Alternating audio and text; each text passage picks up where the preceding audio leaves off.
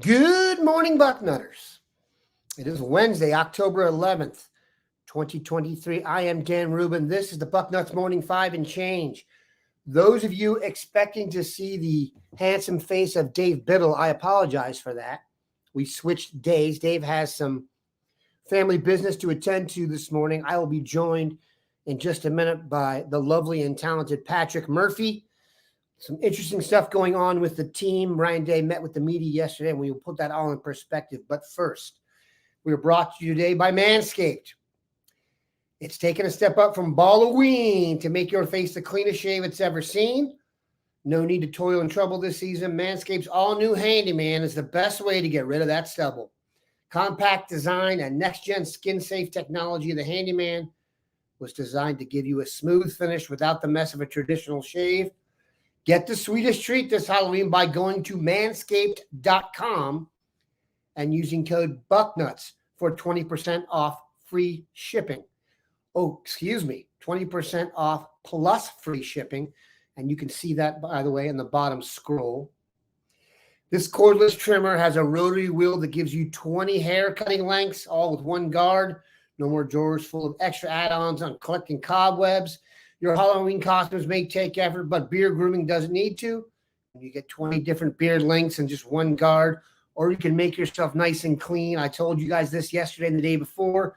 I gave this to my 16-year-old son, and he now is willing to shave, whereas 16-year-olds don't wear that cheesy mustache and kind of looks gross. So he's doing well. Get 20% off free shipping with the code BUCKNUTS at manscaped.com. That's 20% off with free shipping at manscaped.com. And use nuts. For a look as sweet as candy, get yourself the Handyman from Manscaped. Speaking of a Manscaped Handyman, here we have Patrick Murphy. Pat, thanks for getting up early with us today. I have not used the Manscaped here, but I need to soon. I do have it, though. I do have it, and I love it. The razor is, I told you people here, I gave it to my son. It's not the old school razor when I was growing up that was electric and literally felt like some kind of medieval torture as it literally yanked each hair from your face. But I digress. Who did not digress yesterday? Ryan Day. I thought it was a very interesting press conference in that I don't think he diced many words. There are some press conferences we go to that are not as revelatory, or I don't think he's necessarily as on point, but I do sense Ryan has gotten a little more of a hard edge now that he's kind of settled into the job and has taken all the punches and is wearing down the public's chin with his fist, or fist with his chin. Mr. B used to say that all the time. Two big things I got out of it: injury updates, and this is your offensive line. Please expand for us. Yeah, so injury updates. Sounds like TreVeyon Henderson should be back this weekend. And we kind of knew this from what Ryan Day said after the game. This was just kind of precautionary given how he'd gone through injuries last year that obviously lingered throughout the season. Weird situation with TreVeyon just because of the way he came out and warmed up. And we were all kind of like, is he out? And I talked to somebody on the side that they're like, yeah, he's out for today. We'll see how it goes. And then Ryan confirmed that afterwards. I posted that on the front row right before the game. And then Emeka sounds like it might be a little bit longer, but Ryan said nothing long-term. Dave and I, in our instant reaction yesterday, Dave thought he would probably miss this game, maybe the Penn State game. I would not be surprised just kind of getting to know Emeka. If he can play, he will. It would not surprise me if he tried to fight through something. He did it last year over kind of the whole second half of the season. But I could see them definitely, again, caution, holding him out for this game. You should be able to beat Purdue with the wide receiver depth that you have there, and making sure he's closer to 100% for Penn State. So those guys should be back here soon, if not immediately. I'm going to speculate and play doctor on podcast here. Based on what I saw from Emeka's injury and then what they said, I think he has a shin bruise of some sort, some kind of lower leg contusion. When they say not long-term, that leads me to believe nothing's torn. It's not a ligament. It's not a muscle. It looked to me like he got smashed in the shin. Yeah. The way he was able to walk it off and kind of like kick it out, that's painful.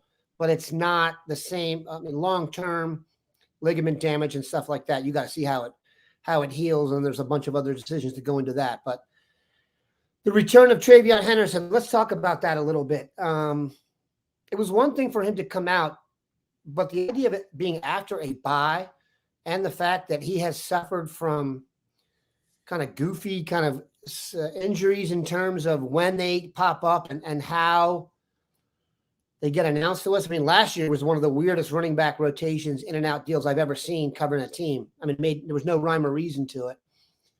Are you concerned about the running back situation in that it seems like everyone has some strengths, but without Trey in there, they don't seem to have, like, either it's the home run hitting ability or the defense doesn't respect it as much. I'm not really sure which. Yeah, you said it right there the same way I would have. Home run hitting ability, that big play just isn't there. And, I've been throughout the season leaning more and more towards, I think we need to see more Chip train him just because of what he can do on short yardage. And Mayan Williams, I think, can too, but it's clear that he's been passed by. But you saw a lot of short runs from Chip on Saturday. You just didn't have the big runs, and that contributed to 62 total rushing yards in the game, the longest they've had, or the fewest they've had in a win in 20 years. Now, granted, if you take out Kyle McCord's negative 20 rushing yards because of sacks, that number is a bit better, but it's still not good. So, look, I'm going to bring up TreVeyon Henderson a little bit later, but the fact that he can just bust out a 61-yard run against Notre Dame to start the second half, and all of a sudden you're winning that game by more is what you get with Trey. And you certainly missed that against Maryland. They had to go with more of the passing attack, get Marvin more involved with that downfield stuff, and it ended up working. But I think against other teams, you want to make sure you've got as close to a full complement you can get. And one quick thing on Emeka I forgot to mention. After the game, after they sing Carmen, Ohio, they all walk up the tunnel, and we kind of follow them up to go to the post-game room. I was walking right behind him, and one of his teammates came over, put his arm around him. He's like, "You good?" And he was like, I'll be good. So, he was limping a little bit, but I think you're right. I think it probably is some sort of bruise or something that's painful. Maybe if he twisted the knee a little bit, but they let him stay out there. They let him keep his helmet, and he was telling teammates he was going to be all right. I think we have a pretty good sense of the running back rotation behind Trey right now. Yeah. What are your expectations for Emeka in terms of who will play behind him, how they'll break it out?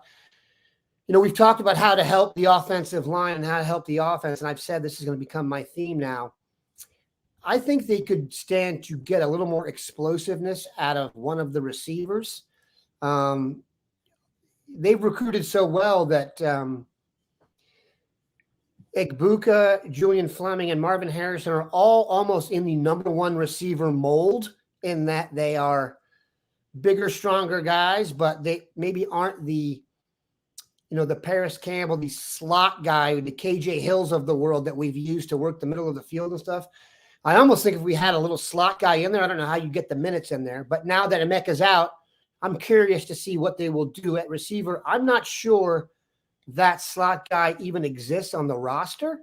That's because they're recruiting so well. They're getting all these number one receiver types. They haven't taken like the kid that's at Branch, who's the freshman at USC, kind of like your 5'9", 165-pound scat back type. Your thoughts on what they do at receiver with Emeka out? Yeah, the mold has certainly changed for all of the Ohio State receivers, right? They I think you summed it up pretty well there. They've landed so many good ones, so many like stereotypical ones, that there isn't that number 3 guy in the slot, but right. They figured it out all right. If we base it on Saturday after Emeka left the game, Xavier Johnson, I think, was the guy who played probably all the snaps. I'd have to go back and look in Emeka's position. Now, Julian Fleming did some of that motion stuff that they've done where they bring him around so the guy's moving at the snap. Xavier Johnson did that. He got called for the penalty, whether it was a penalty or not, on that first Marvin Harrison touchdown. So I would imagine we'd see more Xavier Johnson, but I think it's also an opportunity for Carnell Tate. If you're going to go a whole game without Emeka, they don't seem to want to throw Xavier Johnson in on a ton of plays. He's played a handful maybe this year, meaningful ones. It looks like 51 snaps all season, which is behind Carnell Tate. So it would not surprise me if they kind of mix those guys in. You could see some Jaden Ballard, I guess, as well, though that ship may have sailed. He was in again against Maryland late, didn't play until they had all the backups in. Yeah. But yeah, I think it would be some combination of maybe Xavier Johnson and Carnell Tate, maybe a rotation there at that position. You could also, I guess, get Brandon Innes just because he is a future guy who's going to play in the slot, but I don't know if they're ready to throw him in for meaningful snaps yet. He's still not even playing very much, even late, only 7 snaps all season. So, yeah, that would be my guess, is a combination of those two, Xavier Johnson and Carnell Tate. And Xavier Johnson, to me, is one of those guys where I don't know if he's got a horseshoe lodge somewhere or something, but he makes plays, man. Oh, yeah. You know, like he's elusive and he's versatile. I get that they want to use him in the Swiss Army knife kind of. If anything goes wrong, we have Xavier to kind of putty it over. But and maybe that's the reason they don't want to put him into a more of a full-time slot, to back up Emeka. But I'd be interested to see what Brandon Innes can do. I mean, people remember this. Brandon was not an early arrival with the other guys, so he may be a step behind there. I do think long-term that's his spot. So I wouldn't be against getting him in there. I do think you're going to see a lot of Carnell Tate. I think there's a good chance this could be his breakout game, just because, look, if you were coming to play against Ohio State right now, how many people would you have covering Marvin Harrison? 4? At least. I know that sounds ridiculous. 3? I don't know. Definitely 2 on every snap. It's like I said yesterday, I think there was some reticence to going to him as much as we did, just because it makes us seem one-dimensional. But by the same token, when you have Shaq on your team, you got to get him the ball. Right. People don't remember this. He's not coming back, people. This is not something you can put on any kind of layaway plan. You might as well use him while he's here. And he's open on every play, it looks like to me. And when he's not, I would still probably throw it there. All right, we're going to take another break here so I can read another ad, because I know people love ads. And this one actually is important because it's about therapy, and that's very important to you. We are in a time where I assume many people are having to gather some sense from the world. But just want to let you guys know, this show is brought to you by BetterHelp.com. Give BetterHelp a try and get on your way to being your best self. Like I said, this is a time of major unstable crap going on in the world, and is sometimes hard to watch television or take that stuff in. And if you need someone to talk to, this is the place to do it. If you've benefited from therapy, pass it on. Whether or not you've been affected personally, it's an effective way, and there are broader benefits for everyone. If you're thinking of starting therapy, give BetterHelp a try. It's entirely online, designed to be convenient, flexible, and suited to your schedule. Just fill out a brief questionnaire to get matched with a licensed therapist, and switch therapists for any time for no additional charge. Make your brain your friend with BetterHelp. Visit BetterHelp.com/Bucknuts today to get 10% off your first month. That's BetterHelp, HELP.com/Bucknuts. All right, some positivity here. I think I know the answer to this, so I actually asked you to prepare too. We're going to give out an MVP award to this point in the season on offense and defense. Let's start with the low-hanging fruit.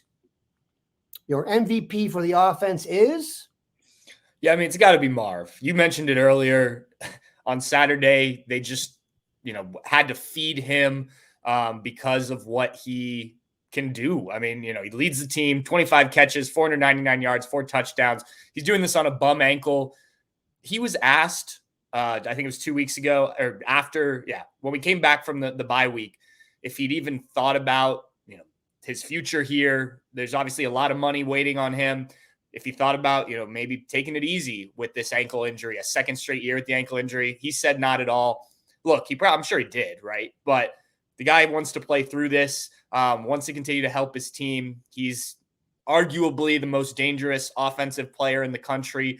I don't think he wins the Heisman Trophy, A, because he's a receiver, and B, because he had a couple games that weren't eye-popping statistically. But the best player on this offense. And you saw on Saturday, when they need something, they go to him. He's their most important guy.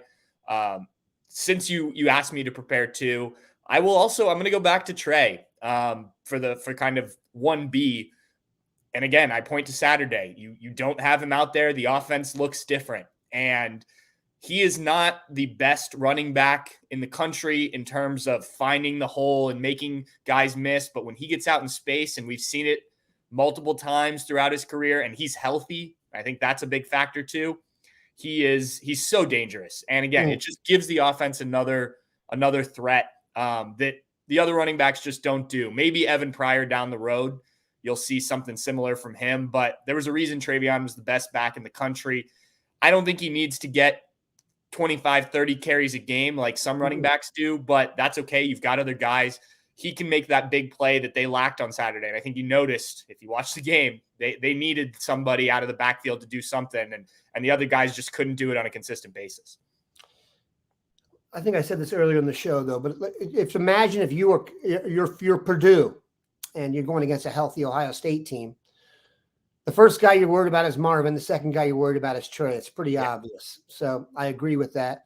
And look, he's not your classic he's not like J.K. Dobbins or even Trey Sermon in their ability to run between the tackles and break tackles. But if you watch him, if you give him a crease, he may be one of the most dangerous players in the country. I mean, it's impressive. That's real. When we talked about like Justin Hill in recruiting and how they say he runs a 4.3 something, which I said, that's rough. I hope he does. Trey is one of those guys who literally runs in the 4.3s. Like, he's got a future in track if he doesn't, football doesn't work out for him, which I think it will. So agree with both of those. And obviously Marv is the truth. There's no doubt about that. And I have no fear of his, football character in terms of he's internally motivated. You know what I'm saying? This is not, he didn't grow up needing to, I'm sure they had plenty of electronics in the Harrison household. You know what I'm saying? So he's motivated by being great. And that's obvious. The attention to detail, everything you've heard about the guy's work ethic, they're going to name the Jugs gun after him. So, he's special. All right.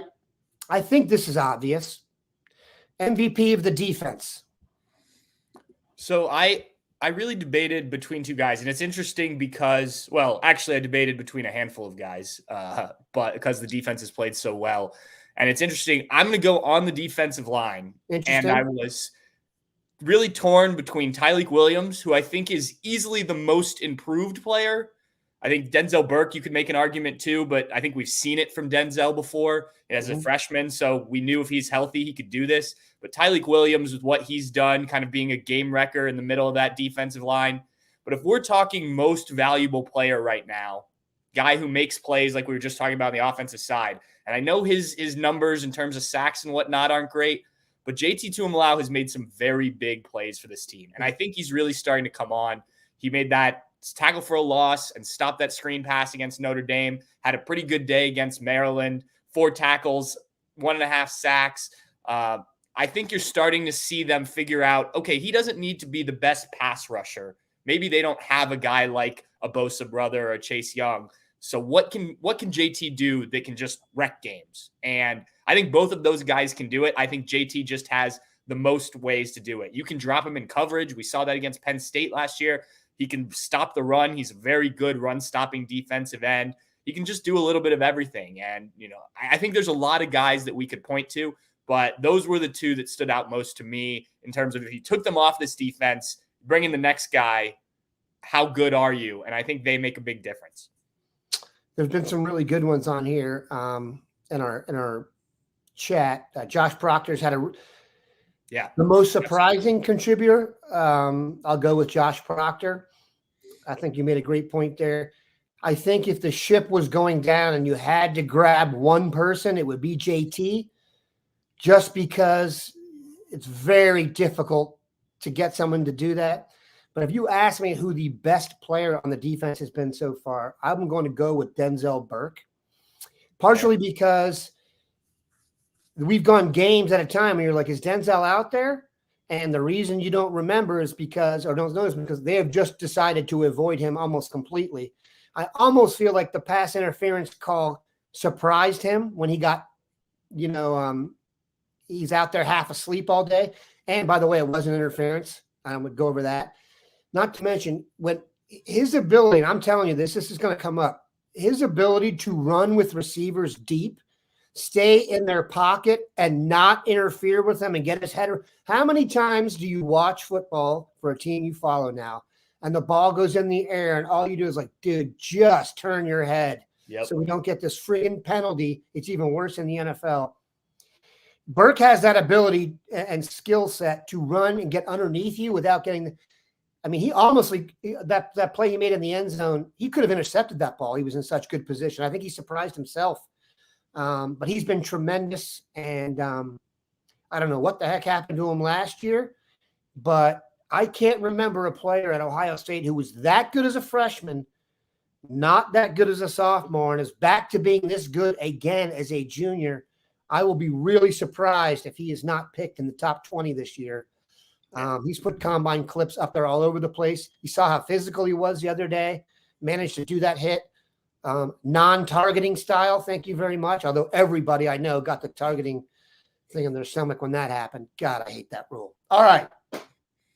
We're going to ask a basketball question here because Pat also helps cover the basketball team with Steve Hellwagon, who's in Minneapolis, wherever that is. I guess it's in the Big Ten. Good gracious. How do you think the reporters felt about that assignment for Big Ten basketball media days? Not good because not many of them were there. Here's what they did. My thought was maybe the Big Ten's, lunch bill or lunch expense wasn't high enough. And so they're like, we need a way to cut out half the attendees. Let's put it in Minnesota. Makes no sense. All right.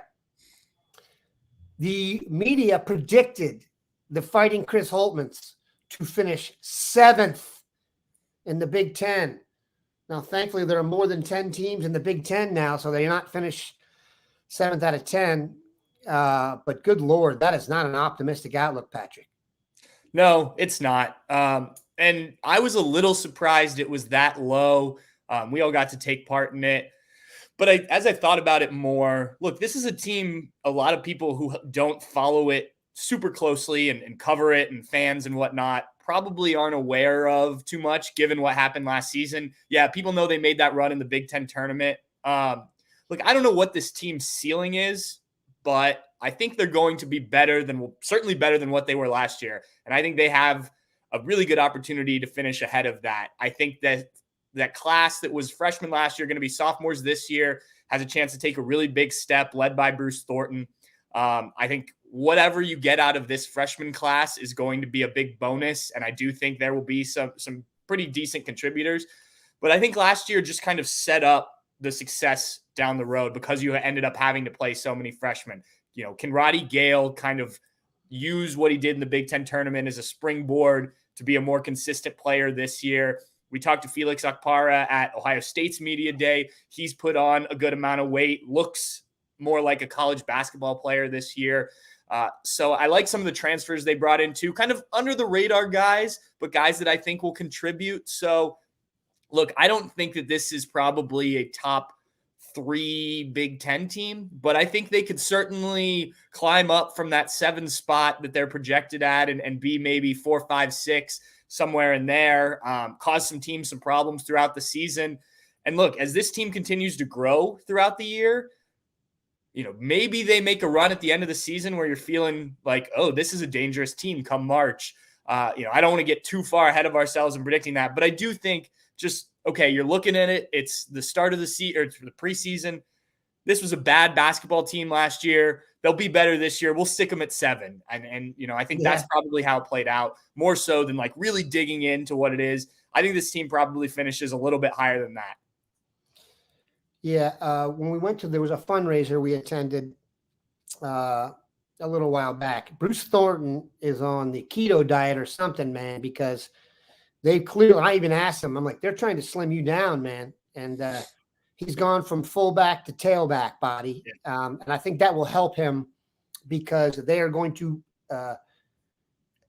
be asking a lot of him for a sophomore. it's interesting. I think people kind of loved Thornton because he was good enough to be good and no one feared he was going to leave. That's our relationship we have with players now at Ohio State. Yes, absolutely. These guys come in as freshmen, step into a big goal and kick ass, and then they're gone. D'Angelo Russell and then Conley, Malachi Branham, those types of dudes who it's kind of a chasing your tail in terms of who's going to be the main guy, and then they do it. So it'll be interesting. We will keep an eye on that. Now we're going to take some questions from the peanut gallery here. I'm going to shock you guys by saying it's more football than basketball. By that, I mean all football. All right, let's just address this. I am aware, Will Starr, that Dak is not him. People don't need to make these comments to me. I am not disillusioned in any way by Dak. Here's my comment on the Cowboys. The Cowboys have won 3 Super Bowls. The Cowboys have won 5 Super Bowls as a franchise. 2 with Roger Staubach, 3 with Troy Aikman. To win with the Cowboys, you need a legitimate, big-time franchise Hall of Fame quarterback. We don't have it. And as I told everybody, I live in fear of the scroll. It says better help down here right now. But when I was knee-high to a grasshopper, you used to watch ESPN and your breaking news would come across the scroll. And when it comes across and says Trayvon Diggs has blown his knee out at practice, your season's over. So I fear the scroll. It's not like Ohio State where they're like, who's the next 5-star corner we have? Just a little bit younger. And I like that in the NFL, baby. They're screwed. And let's move on. And yes, I do also realize that people take joy in my sadness and that I will get more Cowboys comments. You should see the texts I get from my friends. You'd question whether they were actually really my friends. All right. Trey Lance, good God.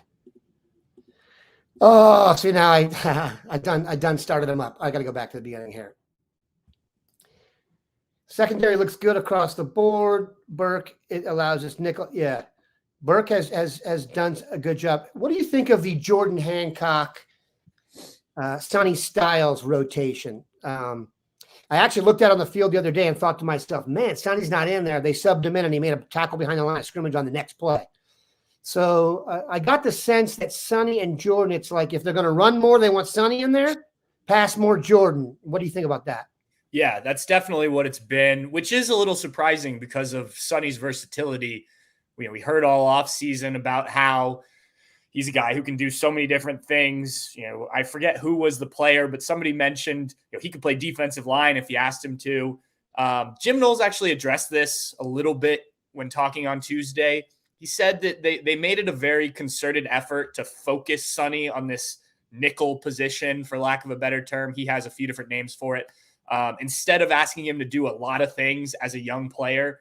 So I think right now, because he's focused on being kind of the run stopper in that nickel position. Now, he was in coverage a decent amount against Maryland, and I thought actually he was in good position despite giving up a couple catches. Just receivers made plays. Same thing actually happened to Jordan Hancock on a shot down the field. But I think that, they realize, okay, we've got a third corner here who we want to get in the game. What's the best way to do that? Well, let's not put too much on this young kid's plate. Let's bring him along. We'll get Jordan Hancock involved. As you mentioned earlier with Denzel Burke, he's going to be gone after next year. Jordan Hancock can move to outside corner again. Then Sonny probably diversifies his play at the safety. So I think they're just, they don't want to put too much on him, and they have another guy who they think can play in that role pretty well too. Thoughts on this? You think they should be rotating guys even further? Yeah, I mean, hold on a sec. I forgot that we're not on TV all for everybody. There's some pod listeners here. JVM 1341. I don't understand why Sonny doesn't sub for Steel Chambers and coverage. Yeah, I think it's interesting. Again, that would be asking him to do a bit more. They certainly need to figure out some things at linebacker because with the way they're playing, I wrote about this earlier this week, the way they're playing with more zone coverage, dropping, not blitzing as much, not being as aggressive, I think it's changed the way the linebackers have to play and affected them. They're not playing as well when they're asked to do some of that stuff, especially Steel Chambers. But I think overall it's helping the defense, right? They're not giving up the big plays. So they need to figure out a way to kind of blend what the linebacker skill set is with what they want to do with this overall scheme. And if that means, maybe Sonny, I don't think they'll do that, but Cody Simon's a guy whose name keeps coming up. I know CJ Hicks gets asked about a lot. I asked about him yesterday, and Jim Knowles basically said there's just veteran guys in front of him and he's still coming along. I know people don't like to hear that answer. He's certainly a guy who might be able to make some plays, but I think Cody Simon would probably be that guy if they were going to take Steel Chambers out. Yep. Sonny certainly could do it, but again, I just think they don't want to ask him to do too much. As remember, this should be a freshman. He's played another year, but age-wise, experience-wise, in terms of what he's kind of gone through, he should be in his freshman season after enrolling a year early last year. He's a stud.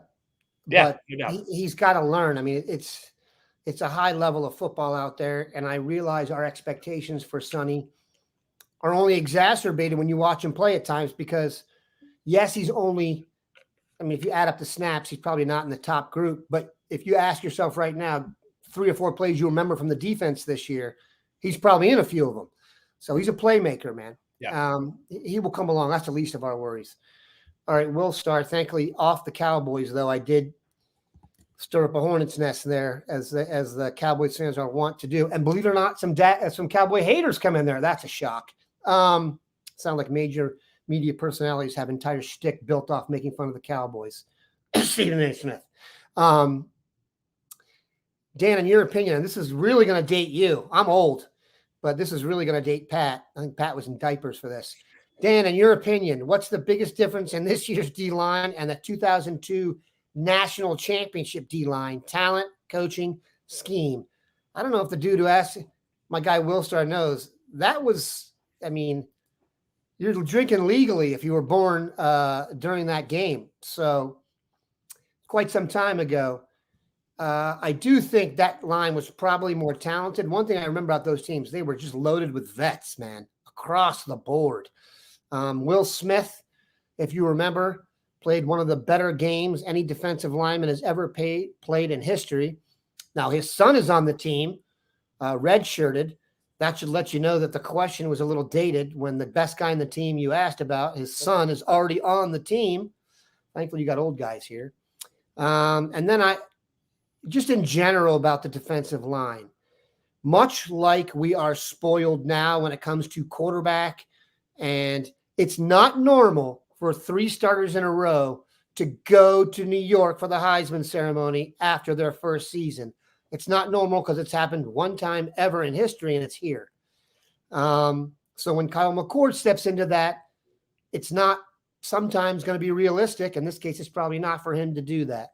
Wide receiver, the same. Defensive line, man, we went on a run here, thank you to the Bosas, of epic proportions. When Chase Young gets paid after this season, and he's not going to make what we maybe thought when he was the second pick in the draft, but the Bosas and Chase Young are 3 of like the 7 best defensive ends walking the earth. The idea that you could just fill someone in and be as good. I mean, Nick Bosa, we were cheated out of much of his senior year due to injury. God knows what it would have been like to have Chase and Nick for that whole season. That's one of the few things I actually wish I could have seen. Nick Bosa may be the best pass rusher on the planet. You're not going to just throw someone in there that's going to make a similar impact. Chase Young was as good a college player as you'll ever see. Jack Sawyer and JT have not been the edge pass rush guys we've wanted, but I think the expectations were probably too high. And then Pat told you about this. Schematically, they're not being asked to do what the other guys were. So That was a long answer. We'll take last question, and I will give it to my man here. The Oracle.